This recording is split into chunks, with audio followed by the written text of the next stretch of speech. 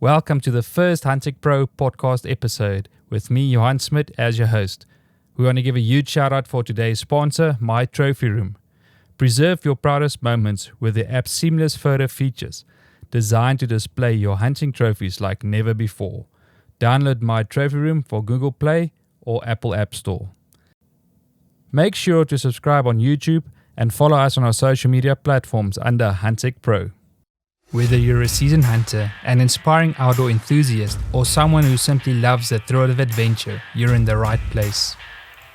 Join us as we bring you exciting stories from the wild, expert insights into hunting and shooting gear, and a front row seat to some of the most exhilarating hunts around the globe. So grab your favorite drink, settle in, and get ready to immerse yourself into the world of Huntech Pro, where every hunt has a story, and every story is worth sharing. Let's get started. When I decided to do a podcast, the first person that came to mind was Sue Tidwell. I had the privilege to meet Sue at SCI, and we got to talk, and I got more interested in what she actually does. I mean, she writes this book, Cries of the Savanna. So Sue has a very unique story to share with us. Sue, thank you for joining me on today's episode, and would you mind sharing us a little bit more about Cries of the Savanna and how you became to invest so much time and efforts into hunting? Thanks for having me. I'm honored to be your first guest. That's pretty cool. And it's nice to see you, or kind of see you, even though I haven't seen you since last year. But I did grow up in a hunting family, so I was never totally against hunting. I understood, I grew up eating deer and turkey and that kind of thing. So I understood hunting those kind of animals. But like a lot of Americans and Europeans and a lot of Western cultures, we put African wildlife on this pedestal. And even though we think it might be okay to hunt a deer and eat that, we just do not. We think of African hunting differently. And I was one of those people. I had always wanted to go to Africa since I was a little girl and addicted to Tarzan. But I ended up marrying a hunter, and his dream was always to go to Africa too. And he wanted to do the old style hunt, as old style as possible. So he chose Tanzania, and that was much different than my concept. I planned on going on a safari, on a photo safari tour, and that was my vision of Africa. But I trusted my husband. I trusted hunters in general. So I was willing to go to the bush Tanzania, even though I was scared to death because, you're out there with lions roaring outside your tent and everything. I was willing to go there with an open enough mind to explore it. And even though I was really against him hunting certain species, certain species, I'm kind of weird. One of the, I thought, oh, okay, it's okay to hunt a kudu, but not a zebra. I'm one of those. I was one of those kind of people. So, but as I came to know the people and understand their reality, and the reality of conservation, I had a 360-degree turn, how I just came to recognize why hunting is so important. You mentioned the transformation from your feelings of the big game hunting. What changed your mind from the resistance to understanding everything? Well, I think the turning point was, first of all, one of the things was how hard it is. As an American, you see too much National Geographic, and you drive through and the lions are just sitting there, and all the animals are it's like a shooting gallery. That's how I pictured it. But it's not like that at all. When you're in a hunting concession, those animals are as wild as anything, and as soon as they hear that vehicle, they're gone. So it was great hunts as far as the stalking and tracking and all that. So that was one major misconception. Like zebra, one of the animals that Rick really wanted to get, that I really did not want him to get, because it's kind of like a horse, in my opinion. It was like our nemesis. They were so hard to even get close to. I think we went after them 11 times. It was amazing. So that kind of was the first thing that kind of blew my mind a little bit. And then we came across some elephant bones, and there was no tusk, and it opened up a conversation about poaching. And we were really fortunate. We had Tanzania sends a game scout with every hunting party to make sure everything's done legally and documented and all that. Our game scout was a young female who spoke pretty good English. So she and I became, and she just met the hunting party that day as well, the same day we did. They're not affiliated with the hunters at all. So she had just came to camp the same day I did. So she didn't know anybody, and her and I hit it off, and she taught me so much about conservation.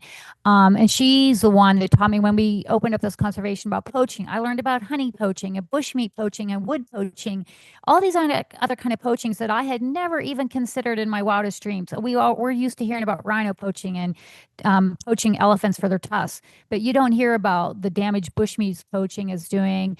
And then the biggest takeaway from that was that opened up the conversation about carnivores. Why carnivores, leopards and lions, have to have a value to them, because the local people do not want to live with these dangerous animals.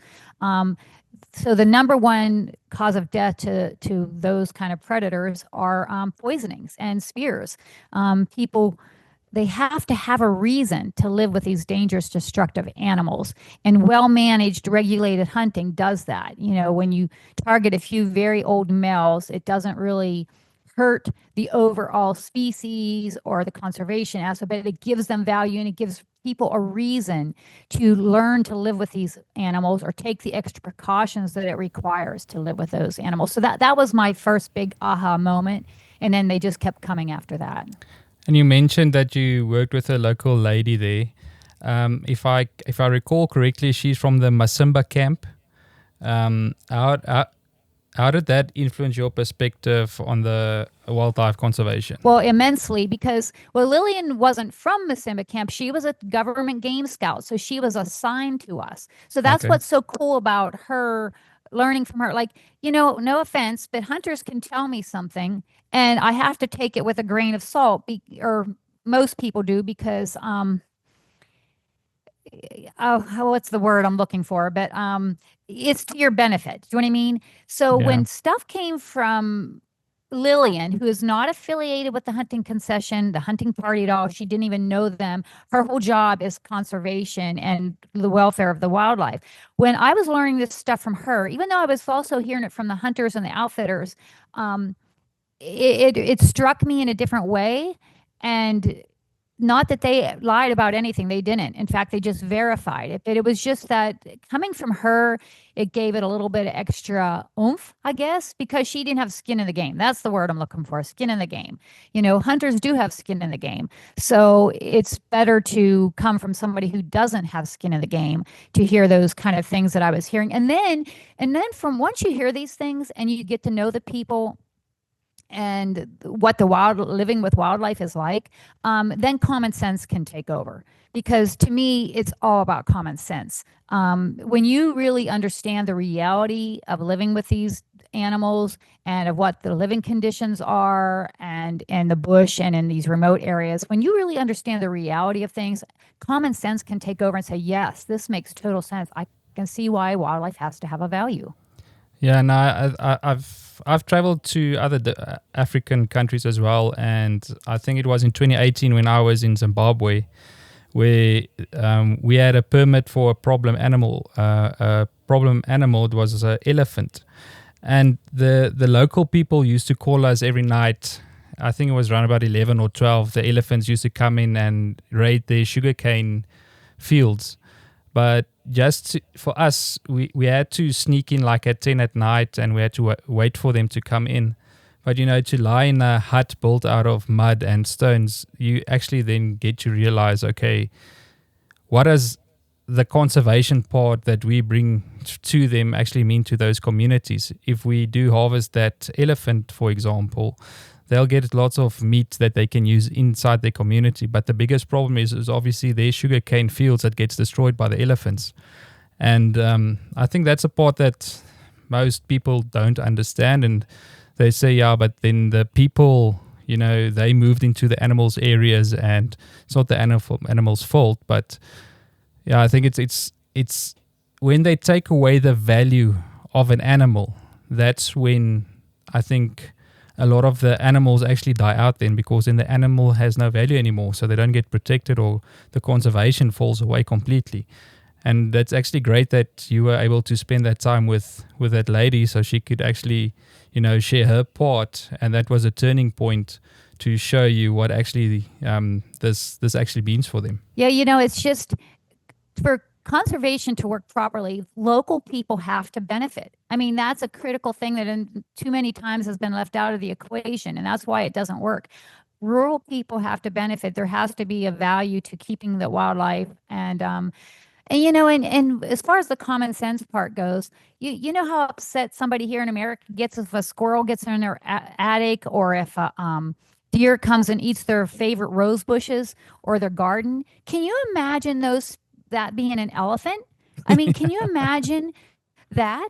So when you put it in that perspective to people and you start putting yourself in their place and imagine what it would be like to have to be worried about your kids walking to school, 2 miles or 3 miles, or walking 2 miles to get water, knowing that they're going to have to run a gauntlet of lions and leopards and elephants and dangerous animals. So there's got to be an incentive for them to live with these animals. You got, like the incentive, like you said, is the meat, but there's also money for schools and infrastructure and medicines. So if they're going to get schooling for their kids because they sacrifice an animal and because they keep these animals alive, they'll do those things. They'll take those extra precautions. Coming back to your book, what are the misconceptions about safaris that you address in your book?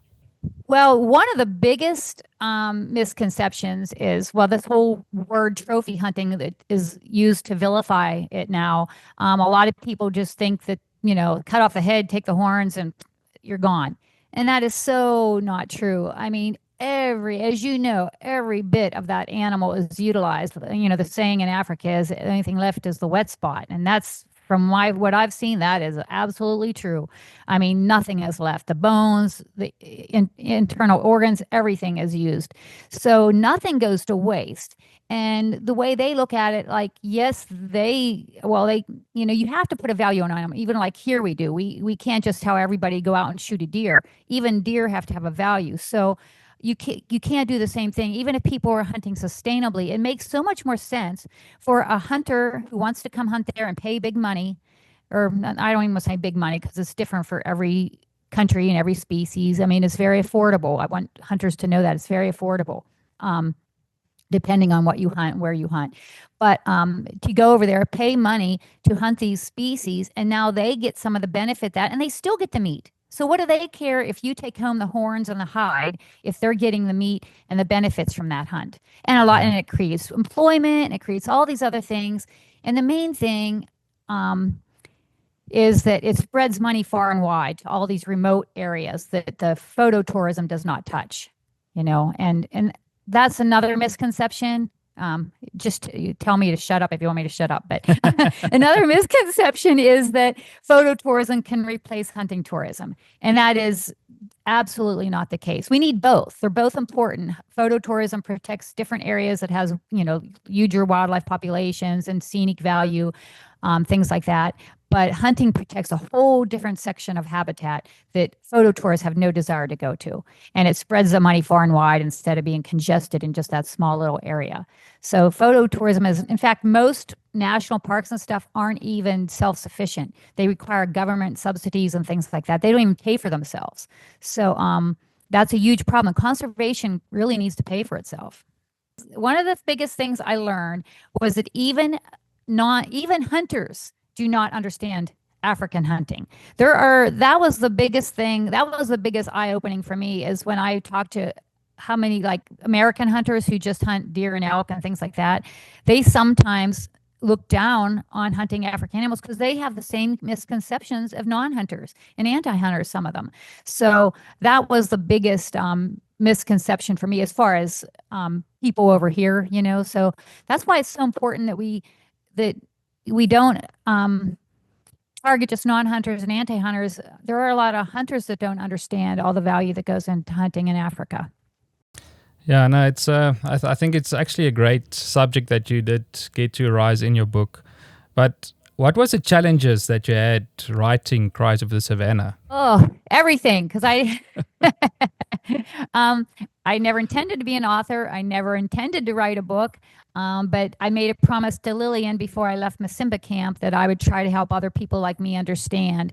And that promise kind of evolved into Cries of the Savanna. I tried other things and that didn't work. So then I finally thought, my friends have always told me I should write a book because I like to write these all about all my adventures and stuff. So they had told me I should write a book. And I finally thought I really have something to say that's important. So, but the hardest part was just not having anyone I knew no authors, I knew nobody in that world. So I had to figure it all out for myself.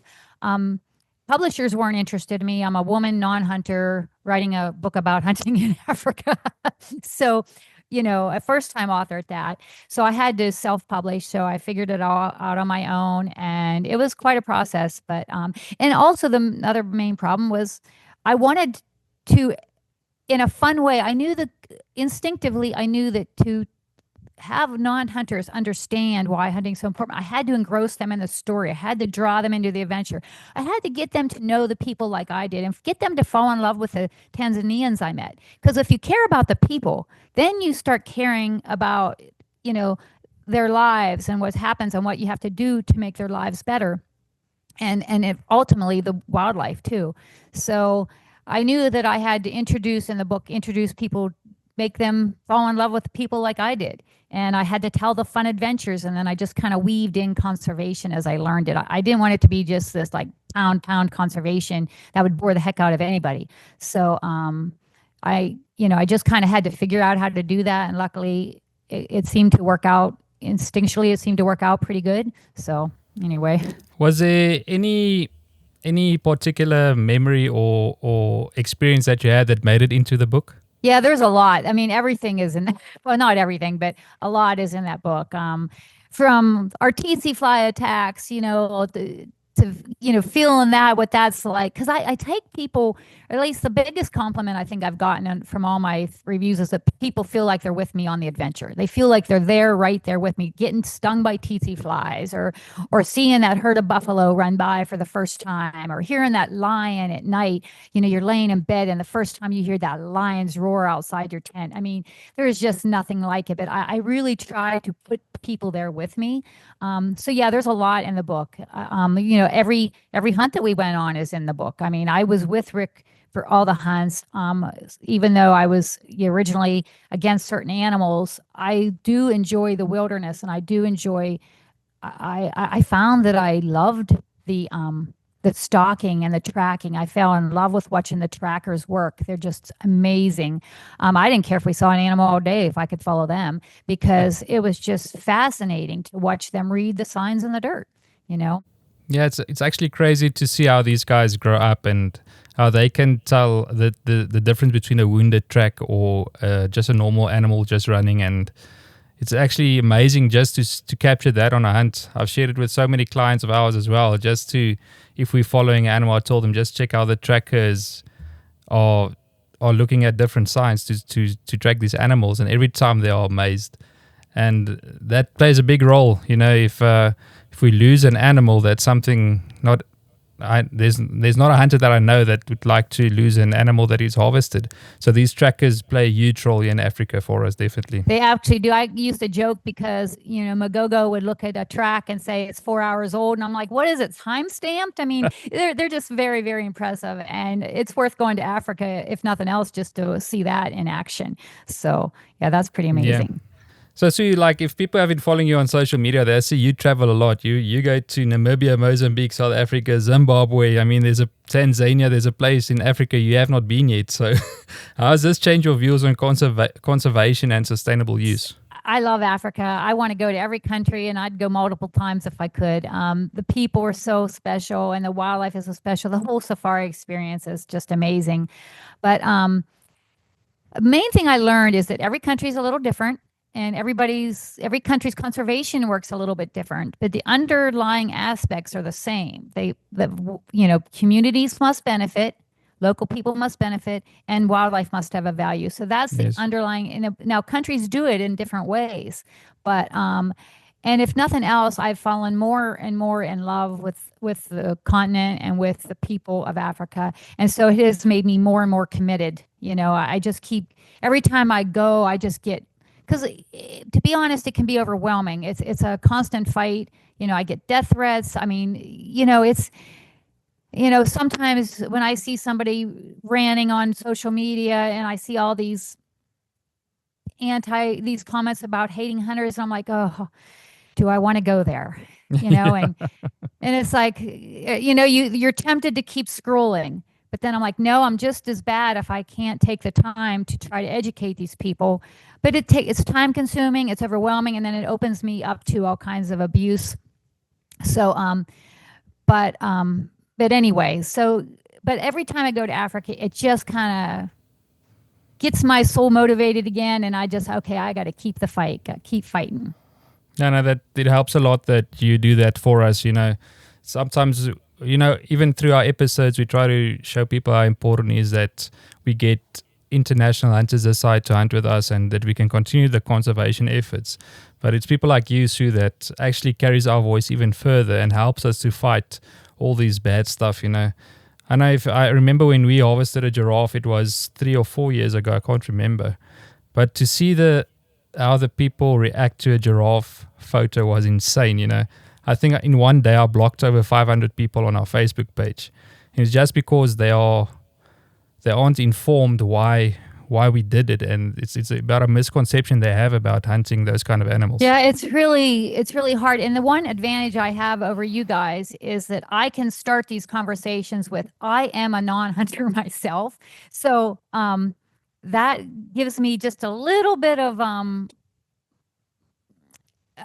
or at least I hope it does, that they're willing to listen just a little bit more. But hey, this isn't somebody advocating for something that they do. Does that make sense? So I always, when I counter these arguments, I listen, I'm a non-hunter myself. I once questioned it, but I've, da da da da da. But yeah, it's hard. And some of those people, you're never going to change their mind. Some will listen and I will engage all day long if they will have a rational conversation. But some, like you, I do have to just block because you're not going to change their Yeah. No, it's sometimes it's a big struggle with it, but if someone's willing to listen, I always try to share my part and why I hunt and why it's part of my lifestyle. But if somebody just attacks me normally on social media, that's when I just block them and just move on,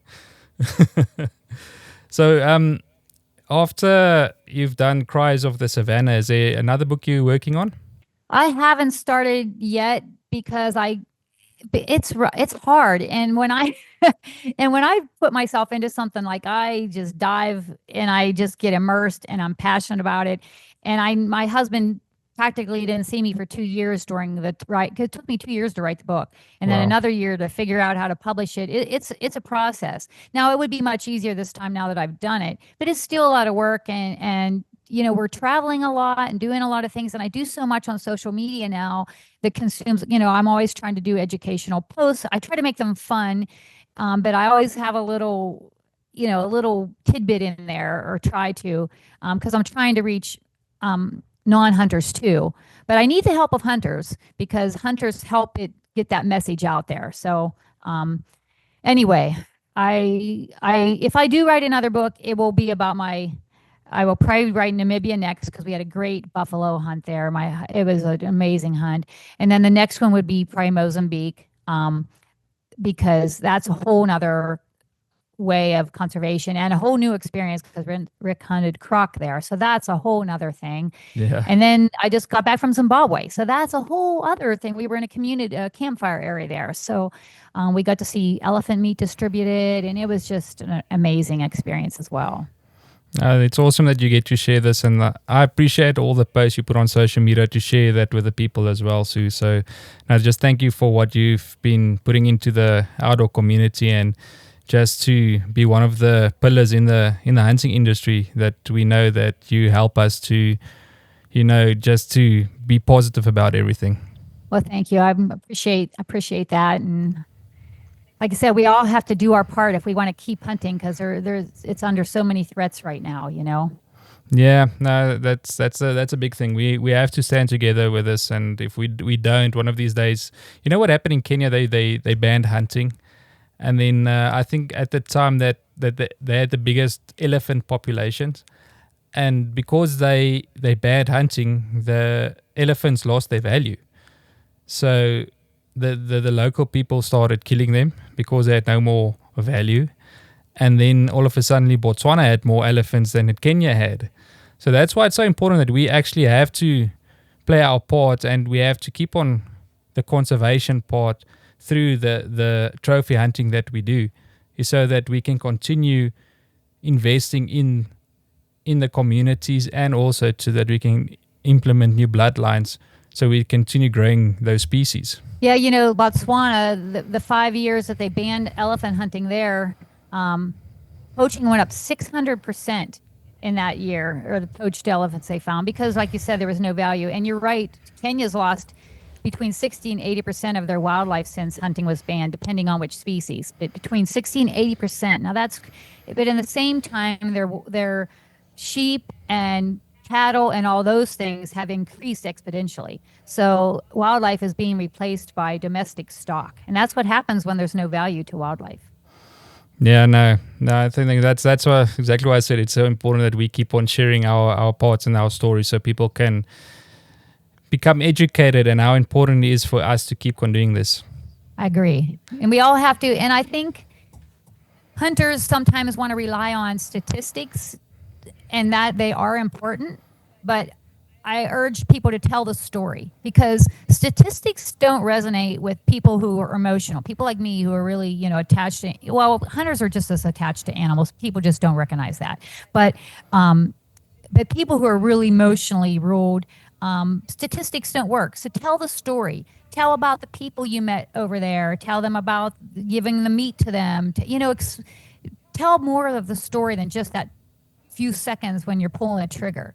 I think to me that is so important to spread that. Yeah, I think what I can add to that is that's one of the most important stuff that we do with Huntech Pro is we capture your whole experience. It's not only about pulling the trigger. It's the whole adventure around that, the camaraderie we have around the campfire and camp, the emotions we went through chasing that certain species we were after, the day we didn't get it, the whole story is the most important thing. Even if we don't harvest an animal, we do have a story to tell at the end of the day. Well, that's why, my posts on social media, a lot of times they're us tracking all day long and you don't get anything. But that's the reality of it. That's the reality of hunting. And it was still a wonderful day. It was still a great adventure. And so many things happened that just because we didn't come home with an animal that day doesn't mean it was unsuccessful. But yeah, I think it's good that you tell the whole story like that. Yeah, I think when we started out with Huntech Pro, one of our saying was it's about the journey, not the outcome. So yeah, that's why the journey is so important. It's like when you wake up early in the morning when the sun is busy rising, you get to see the little detail. You'll see a spider web, filled with morning dew. You can hear the woods waking up in the morning. So all those stories you get to add to your journey.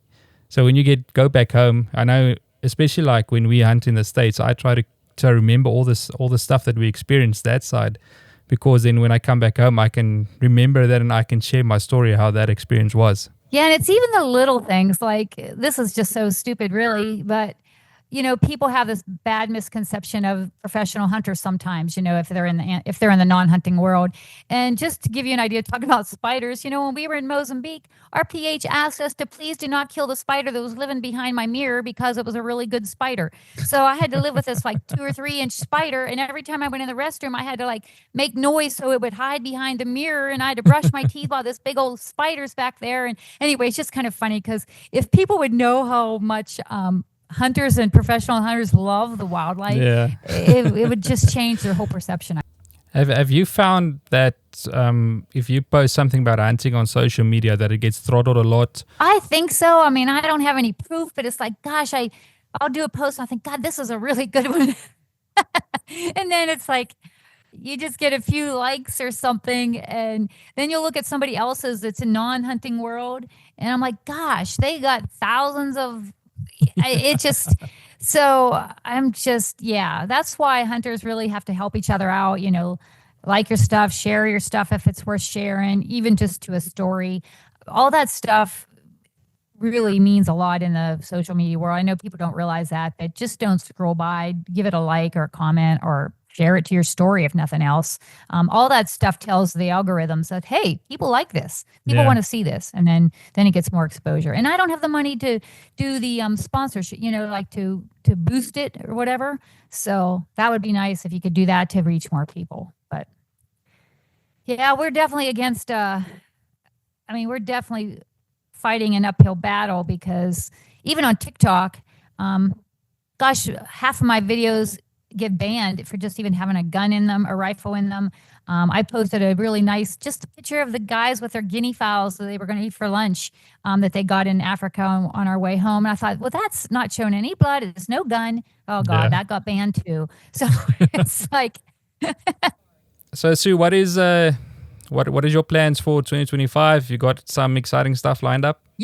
Yes, I do. Well, I'm going to the SCI here in a week and a half. Yeah. So going there to Nashville, that's always fun. I'll be at the Women's Go Hunting booth there, and they'll have my book there too to sell.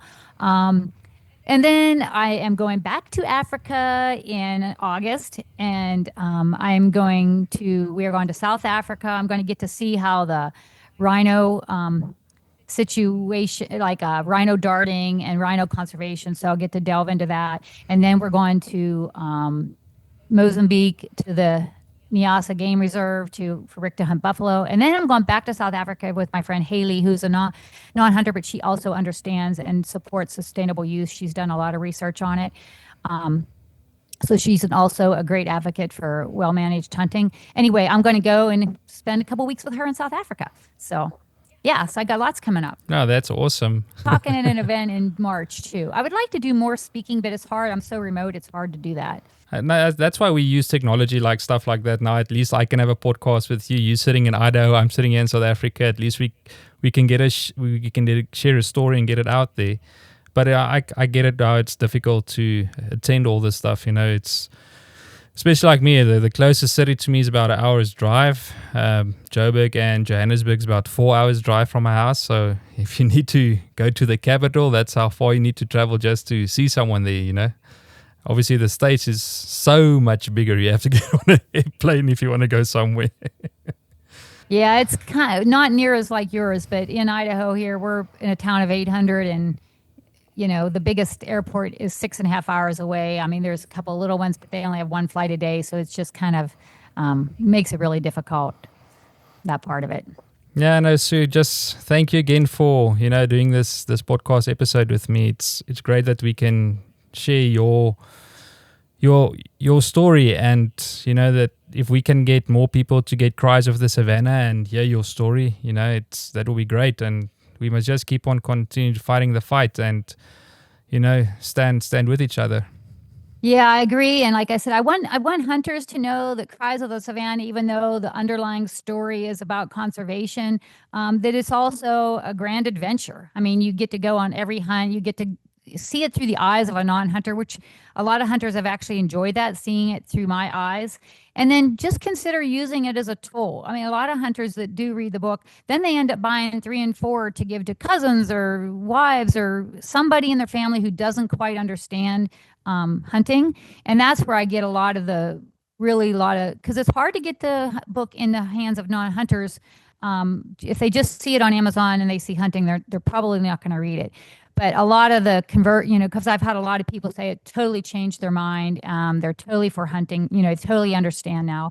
But most of it, not all of it, has come from somebody they've found the book through somebody else. You know what I mean? So anyway, so yeah, consider it as a tool, but also to enjoy it.